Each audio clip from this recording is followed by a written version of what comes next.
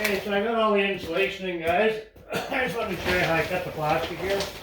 So I rolled it out, measured the lengthwise, and then obviously all your plastic is always doubled up. So what I did is just left it like this. And then I just cut from underneath in the seam. This makes it a little bit easier. And then strip my way down until I got it all cut all the way down.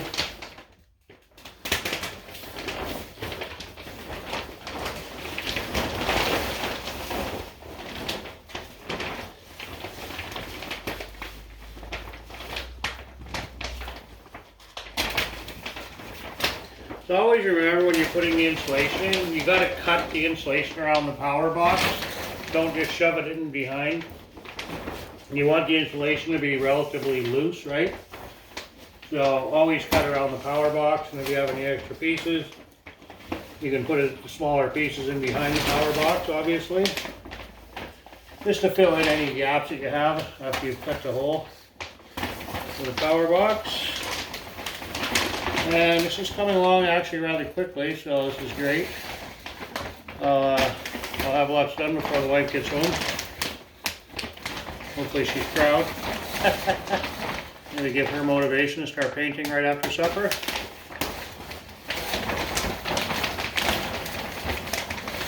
I'll have all this done today for sure, easily. And then almost time to start cleaning up here a little bit. And working in the kitchen all my life, I've learned that best to clean as you go. Makes life a lot easier.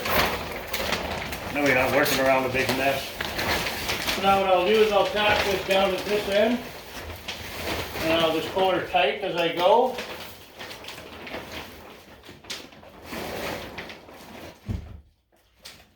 Kind of shove it up in behind there as best I can. That's her. And we'll just go down and we'll tack her all up. And that's the outer moisture barrier. That should be good. So that's it, guys.